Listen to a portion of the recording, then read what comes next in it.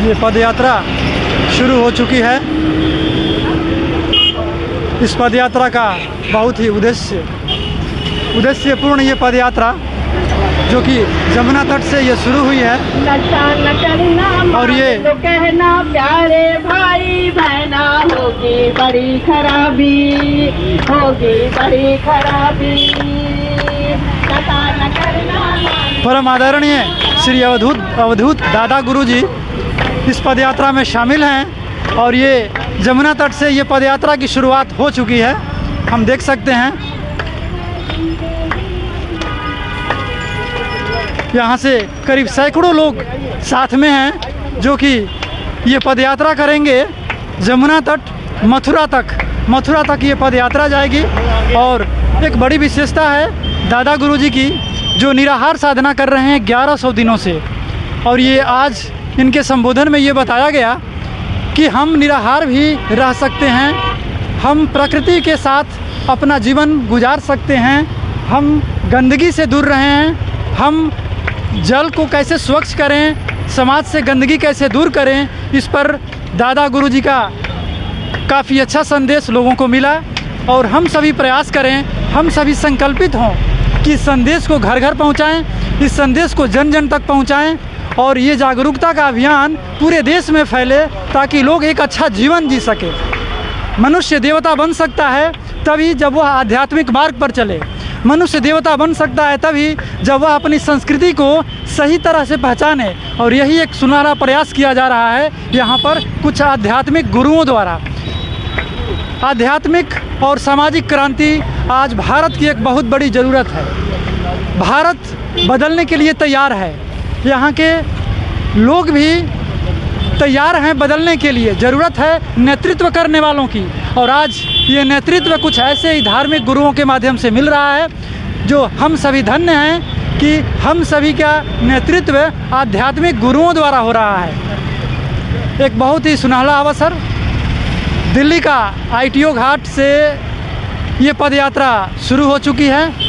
करीब 180 किलोमीटर की दूरी 9 दिनों में पूरी होने वाली है। ये जन जागृति का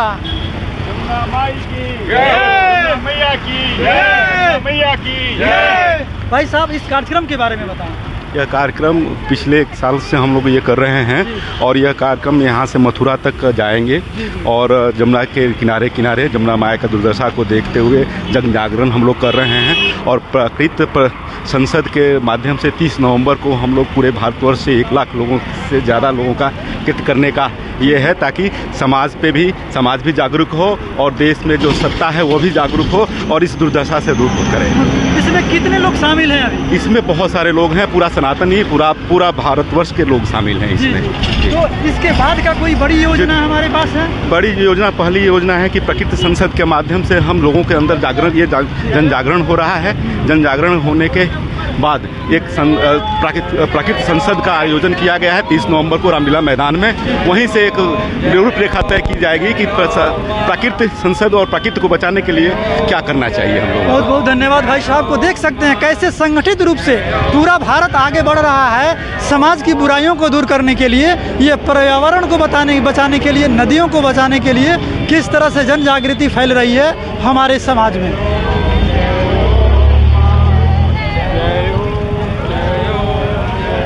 जय ओम ये नारा, इस नारे के साथ पद यात्रा ये ऐतिहासिक हम सभी के लिए, इसका प्रभाव जन जन तक पड़े, इसका प्रभाव लोगों तक पड़े।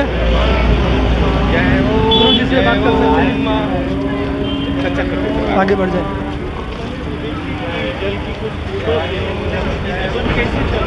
गुरुजी अभी हम दादा गुरुजी के साथ हैं जी। गोविंदाचार्य जी हम लोगों के बीच है, प्रणाम करेंगे बाबूजी को जी। बाबूजी इस कार्यक्रम के बारे में बड़ा, ये तो बहुत ही अपने देश की विडंबना है कि जो नदियाँ सभ्यता और संस्कृति के प्रवाह का द्योतक थी, आज वो नदियाँ अपने अस्तित्व के लिए संघर्ष कर रही हैं। और इसमें देश में 15,000 कुल नदियां हैं। जी उसमें से 5,000 या तो सूख गई हैं या सूखने पर हैं, जी और जो बची हुई भी है उन सब के अंदर मूल समस्या है जल की। जल का प्रवाह अक्षुण्ण रहे। जी तो नदी की अपनी आत्मशक्ति है सफाई करने की, उसका तो सक्रिय होना तभी संभव होगा जब पानी हो।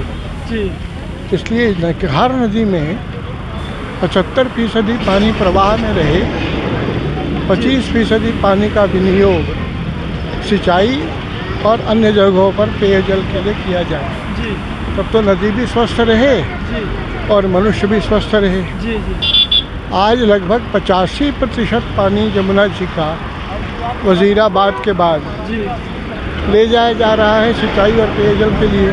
जी हथनी कुंड से निकाला गया, जी जी उससे बचा कुचा वजीराबाद में निकाल लिया गया। तो बचेगा क्या? पानीपत का इंडस्ट्रियल प्रोडक्शन का जो एफ्लुएंट है वो बचेगा, आगे सीवेज बचेगा। बहुत दृश्यमान है। नजफगढ़ चले जाइए, नदी हुआ करती थी जो हरियाणा से आती थी, साहिबी, उसमें लोग स्नान भी करते थे। जी आज की स्थिति है कि नजफगढ़ का नाला अब नाम हो गया है नजफगढ़ नाला, जी जी सोचिए। और वो यमुना जी तक जाता है, नाला सीवेज पहुंचाता है। ऐसा ही विद्रूप कमोबेश सभी नदियों का सभी जगहों पर है। इसलिए इसमें से भारत को भारत की तरह, भारत की तासीर के हिसाब से अगर चलना होगा तो नदियों की, पहाड़ों की, जंगलों की सुधि लेनी होगी। उनके साथ शत्रुता का नहीं, उनकी कीमत पर नहीं, उनके अस्तित्व के कीमत पर नहीं, बल्कि उनके साथ सहयोग का, सह अस्तित्व का, परस्परावलंबन का जो रिश्ता माँ और बेटे का होता है, वही देश की नदियों के साथ भी होना पड़ेगा। उसी दिशा में जागृति के लिए दादा गुरु जी, जो स्वयं नर्मदा जी के यशस्वी पुत्र हैं, उनके जीवन को चला रही हैं नर्मदा जी ही, उनके नेतृत्व में ये जागरण का ये एक प्रकार अभी चल रहा है, जो 5 नवंबर तक मथुरा पहुंचकर इस बार ये चरण पूरा होगा। देश भर में ऐसे ही अलग अलग आयोजन हो रहे हैं और सबका मिलकर 30 नवंबर को सब लोग पहुंचेंगे रामलीला मैदान और अपने संकल्प का व्रत घोषित करेंगे। बहुत बहुत प्रणाम बाबूजी को। बाबूजी का हम लोग आशीर्वाद और इनकी कृपा से हम लोग भी संकल्पित हैं कि हम इनका साथ देंगे, और सारी जनता संकल्पित अब हो रही है कि इस तरह के पुनीत कर्म में हम सभी अपना समय भी देंगे, अपना श्रम भी देंगे। आप देख सकते हैं कि बाबूजी ने जो बताया, जल जो जीवन का आधार है, इससे हम अपने आप को दूर करेंगे तो हमारा जीवन, हमारा अस्तित्व ही समाप्त हो जाएगा। जैसा कि बाबूजी ने कहा, उस अस्तित्व को बचाने के लिए आप सभी को आना बहुत ज़रूरी है। आप सभी संगठित होकर के आएँ, ये बहुत बड़ी क्रांति होने वाली है। जो बाबूजी जी संत शक्ति का नेतृत्व इसमें आवश्यक होगा। जी मैं गंगा जी के बारे में भी, मनेरी, नागपाला आदि के बारे में जी विश्वविख्यात पर्यावरण विज्ञानी डॉक्टर गुरुदास अग्रवाल अनशन पर बैठने जा रहे थे, तो मैं संतों से मिल रहा था। तो हरिद्वार से ऋषिकेश के बीच एक संत आश्रम था, वहाँ साध्वी थी माँ पूर्ण प्रज्ञा। उनसे मैंने बातचीत की कि ये आंदोलन है, अनशन पर बैठने वाले हैं, हम लोगों को साथ देना चाहिए। उनके गुरु भाई ने एक सवाल पूछा, कहा कि जो तुम बता रहे हो तरीका, ये सब तो अधिभौतिक है, लेकिन आप जानते हो कि ताप तो त्रिविध ताप हैं, आधिभौतिक, आधिदैविक, आध्यात्मिक। इसमें तुम्हारा सारा प्रयास तो आधिभौतिक ही है। आधिदैविक और आध्यात्मिक क्या कर रहे हो तुम? मैं चुप हो गया। महाराज आप ही बताइए। देखो, जैसे ही महापूर्ण प्रज्ञा ने सुना डॉक्टर गुरुदास अग्रवाल अनशन पर बैठने वाले हैं, उन्होंने कैलेंडर देखा, 40 दिन थे। उसी दिन से उन्होंने गंगा किनारे आश्रम, गंगा स्नान, उन्हीं कपड़ों में किनारे पर बैठकर गंगा मैया को श्रीमद् भगवत गीता पूरा सुनाती थी। और प्रार्थना करती थी, मैया हम बचाने वाले तुमको कौन, तुम ही तो हमको जन्म से लेकर अब तक रखवाली करती हो। हम प्रार्थना कर रहे हैं, तुम अपने स्वरूप में आओ। उसके लिए हमको अगर कुछ करना हो तो हमें वो ज्ञान दो, प्रेरणा दो, उत्साह दो, ताकत दो। ये प्रार्थना करती थी। 37वें दिन आपको बताता हूँ, मनेरी, नागपाला, इन सब के बांधों का, आइडल प्रोजेक्ट्स का निरस्तीकरण हो पाया।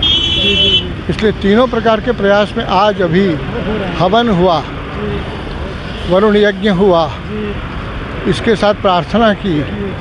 यमुना जी से हमने भी प्रार्थना की, मैया हम तुमको बचाने वाले कौन, तुम ही तो हमको रखवाली करती हो। हम प्रार्थना करने आए हैं, बाकी आदि दैविक आध्यात्मिक प्रयास करके अब आदि भौतिक में यहाँ से पदयात्रा पर निकले हैं। जी बाबूजी, एक हम लोगों की जिज्ञासा है, वर्तमान समय में एक बहुत बड़ी क्रांति होने जा रही है, हो भी रही है। हम क्या अपेक्षा कर सकते हैं लोगों से? उन लोगों को कुछ बताएं जिन लोगों के मन में भी कुछ करने को है, वो कैसे आगे आए? जितना संभव है, अधिकस्य अधिकम फलम, इतना संभव है। हम सब प्रकृति के हिस्से हैं। प्रकृति हमारे लिए उपभोग का नहीं है, इतना हम प्रकृति के विजेता नहीं हैं, हम प्रकृति के अंग हैं। इतना मानकर जीवन में अपने तय सोचें क्या क्या कर सकते हैं, तो इतना ही आवश्यक है। प्रणाम। जी, बहुत बहुत प्रणाम बाबूजी को।